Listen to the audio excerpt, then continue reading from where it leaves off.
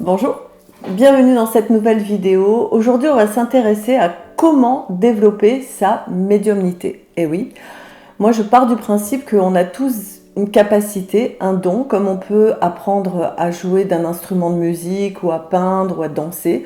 On peut apprendre à développer cette médiumnité qui est en nous. Alors, déjà, qu'est-ce que la médiumnité? C'est tout simplement la capacité qu'a une personne à percevoir l'avenir, dans un avenir plus ou moins proche, on va dire, ou plus ou moins lointain, et à percevoir également, ça c'est la clairvoyance, mais pour moi ça fait partie de la médiumnité, c'est à percevoir une personne quand elle est en face de vous, comment elle est, comment elle ressent sa vie, qu'est-ce qui se passe à l'intérieur d'elle, sans rentrer dans les détails, mais on va dire au niveau émotionnel, comment elle est à l'intérieur d'elle-même. Alors, je vous ai expliqué dans une précédente vidéo comment se manifestait la voyance. Je vais y revenir très rapidement, mais je vous mettrai le lien sous la vidéo pour que vous puissiez vous y référer, tout simplement. Alors, la voyance, la médiumnité, se manifeste de 3 façons en général. La première, c'est celle que vous connaissez tous, c'est ce que j'appelle la médiumnité visuelle, ce que vous appelez les flashs. On a des flashs, mais non, on n'a pas de flash. En fait, on a juste une vision qui se met entre nous et la personne et on peut apercevoir une silhouette, une maison, enfin quelque chose comme ça. Et ça nous permet d'avoir des informations sur la personne qui est en face de nous. Ensuite, on a une voyance qui s'appelle, une médiumnité qui s'appelle auditive, c'est-à-dire qu'on va entendre des mots, des phrases qui concernent la personne. Par exemple, ça peut être... si cette dame me parle ou ce monsieur me parle de son conjoint, de sa conjointe, je vais entendre, tiens, il est boulanger, ou alors il est médecin, ou alors il est malade, voilà, je vais entendre des choses comme ça. Je ne rentrerai pas non plus trop dans les détails de comment je perçois cela, je vous renvoie encore à la vidéo précédente où je parle de guides spirituels, d'êtres de lumière, etc. Troisième support, qui est plus un support là sur la clairvoyance, c'est le support kinesthésique, c'est-à-dire mon corps ressent des choses qui ne m'appartiennent pas. Alors c'est pas grave, je vous rassure, il faut s'y habituer. C'est juste, j'ai une personne en face de moi et d'un coup je vais avoir un petit nœud au niveau du plexus, une sensation d'étouffement, quelque chose au niveau de la gorge. C'est très léger, je vous rassure, vous n'avez pas comme ça, non. C'est juste un petit ressenti et c'est vrai que pour être à l'écoute de l'autre, au niveau de sa médiumnité kinesthésique, il faut être très en connexion avec son corps et se dire, c'est pas moi qui ai mal au ventre, en fait c'est la personne qui a par exemple des grandes angoisses et que je perçois ces angoisses. Ok ? Voilà un petit peu le support qu'un médium peut avoir pour développer justement sa médiumnité. Mais après, si vous n'avez pas ça, mais que vous avez un petit peu des intuitions, des ressentis, des choses comme ça, vous pouvez développer ce don. Et c'est de ça dont on va parler aujourd'hui dans cette vidéo. Alors pour développer ce don, moi ce que je vous conseille, c'est quand même d'avoir 4 qualités qu'il va falloir travailler, développer. La première qualité, ça va être la motivation. C'est tout bête, mais quand on veut faire quelque chose, si on n'est pas motivé, si on n'a pas le désir de faire la chose, ça ne fonctionne pas. Que ce soit pour la voyance, la marche à pied, peindre, quoi que ce soit qu'on veut faire dans la vie, il faut avoir de la motivation. Donc ça, c'est le premier point. Après la motivation, il va falloir développer une autre qualité qui est la persévérance. Parce que c'est pas parce que vous vous dites « Ah oui, j'ai envie de développer ma médiumnité » que ça va arriver comme ça en 2 minutes ou en 3 jours ou une semaine. Ça peut mettre du temps, donc il va falloir persévérer.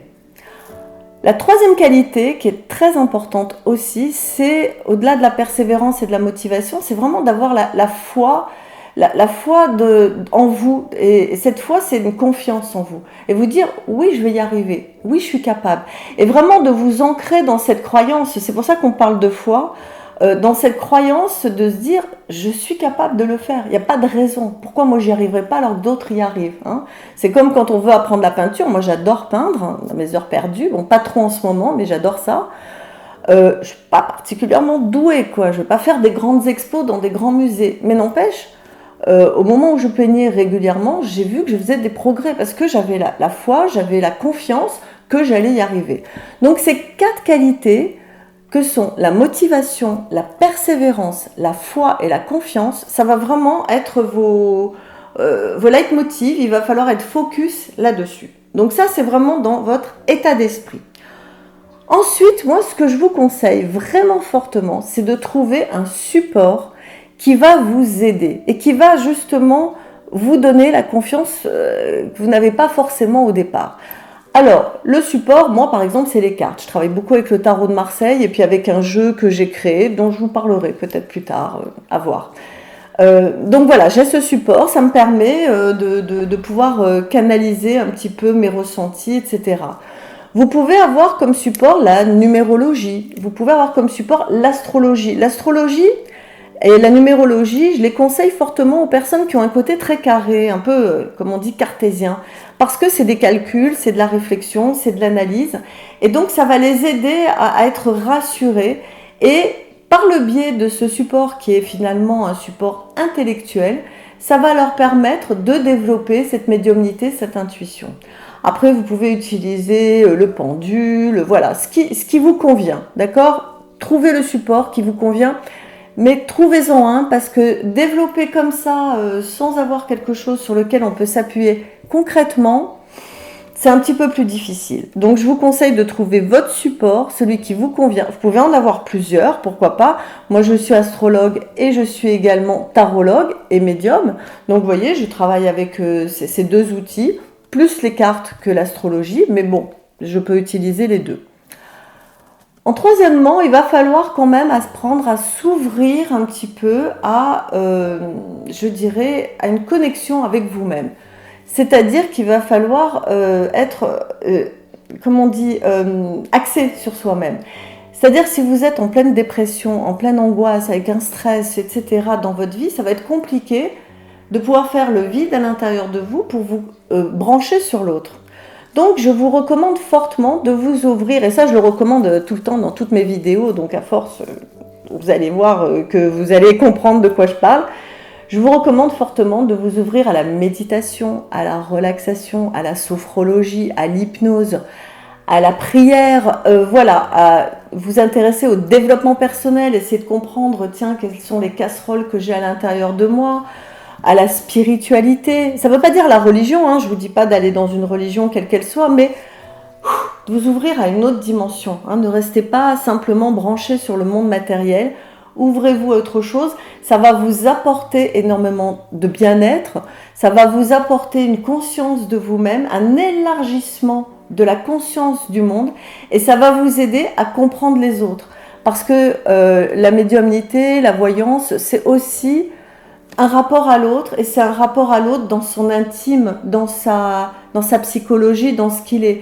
Si vous n'avez aucune notion de psychologie ou de développement personnel, ça va vous manquer. Vous allez vous sentir un petit peu dépassé par moment.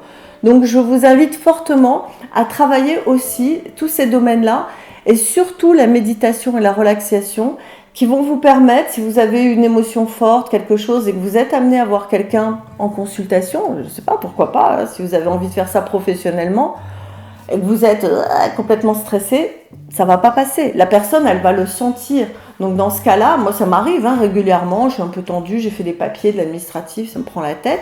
Je sais que j'ai une consultation, je vais faire 10-15 minutes de méditation avant pour calmer mes émotions, être zen, être sereine et pouvoir être complètement dans l'ouverture à l'autre. Ça, c'est très important.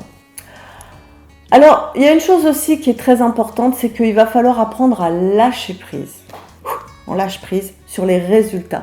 Vous n'aurez pas de bons résultats au départ et c'est normal. Vous n'allez pas y arriver, vous n'allez pas tout voir. Il y a peut-être des choses, la personne va vous dire, bah non, là, pas du tout, là tu te trompes, c'est pas ça. C'est pas grave. Lâchez prise sur les résultats. Dites-vous que vous êtes en train d'apprendre, vous êtes en train d'évoluer, d'apprendre quelque chose de nouveau. Quand on apprend, je ne sais pas, la salsa ou je parlais de peinture tout à l'heure, on se trompe, on fait des erreurs. Il faut le dire à la personne, dire voilà, je suis en train d'apprendre l'astrologie, je suis en train d'apprendre le tarot. Donc bon, je ne suis pas professionnelle, mais c'est quelque chose qui m'intéresse. On va noter ce que je dis, on verra plus tard, tu m'appelles dans 3 mois, dans 6 mois pour me dire les résultats, etc. Donc, acceptez de vous tromper, acceptez de dire des choses qui ne sont pas vraiment vraies au départ. La médiumnité, c'est pas une science exacte, c'est un art. Et comme tous les artistes, bah, il y a des moments où on se trompe, on fait des boulettes. C'est pas grave, d'accord? Et si vous êtes carré et franc avec la personne au départ, en lui expliquant cela, elle va tout à fait l'accepter et dire non, mais c'est pas grave, t'inquiète pas, ok, c'est bon, je te dirai, etc.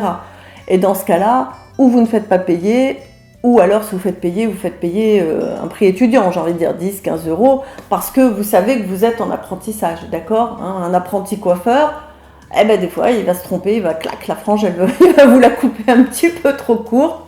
C'est pas grave, c'est un apprenti. Et on pardonne aux personnes qui sont en train d'apprendre. Un peu moins à ceux qui sont expérimentés et c'est normal. Voilà. Dernière chose très très très importante que je veux vous dire, si vous voulez pratiquer la médiumnité, la voyance, faites-le avec les bonnes intentions. Ça, c'est très important. Les bonnes intentions, c'est quoi? C'est le faire pour vraiment être dans la relation avec l'autre, pour être dans l'aide avec l'autre, pas pour le manipuler, pas pour le mettre sous emprise, pas pour décider à sa place de la vie qu'il doit choisir. Vous pouvez dire, bah tiens, je vais prendre un exemple, oui, je pense que ce serait bien que tu changes de travail. Prends un exemple banal. Si la personne vous dit, ah non, non, non, mais moi c'est hors de question que je change de travail, vous dites, ok, moi il me semble que tu vas changer de travail. Mais pour l'instant, si tu n'es pas prêt à entendre ça ou si tu n'es pas d'accord, tu as le droit. Hein. Gardez toujours à l'esprit que la personne qui est en face de vous a son libre arbitre et c'est elle qui va gérer sa vie. Ce n'est pas à vous de dire tu dois faire ça, il est absolument indispensable, il le faut, etc. Parce que là, dans ce cas-là, vous commencez à vous la jouer gourou, à vous la jouer j'ai l'emprise sur toi, c'est moi qui décide. Et ça, ce n'est pas la bonne intention. Vous êtes là juste pour amener un autre éclairage, une autre perspective, une autre façon de voir les choses. Et puis après, c'est la personne qui va décider de ce qu'elle veut, de ce qu'elle veut pas. Quand les choses vont arriver, elle peut vous rappeler, vous redemander un conseil. Et si vous n'avez pas été trop insistant dans votre conseil, dans ce que vous avez dit, la personne se sentira beaucoup plus à l'aise pour revenir vers vous et vous dire, bah oui, tiens, tu m'avais dit ça, sur le moment, je t'avais pas écouté, mais finalement, tu avais raison, etc. Et vous allez créer une relation de confiance. Et ça, c'est absolument indispensable. Il faut absolument que vos futurs clients, si c'est ce que vous avez envie de développer plus tard, aient confiance en vous et qu'ils puissent savoir qu'ils peuvent se confier à vous et qu'ils peuvent vous parler sans être jugés et sans sentir que vous voulez avoir un pouvoir et une emprise sur eux. D'accord?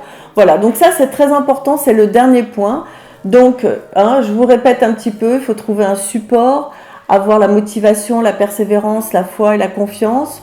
Et il faut lâcher prise au début sur les résultats et surtout la bonne intention. Ça va être capital. Ok? Voilà, je vous remercie d'avoir écouté cette vidéo. Si elle vous a plu, comme d'habitude, vous la partagez, vous la likez. Si vous n'êtes pas abonné à la chaîne, abonnez-vous, hein, d'accord? Et puis moi, je vous retrouve très bientôt pour une prochaine vidéo. Je vous embrasse, à bientôt. Ciao!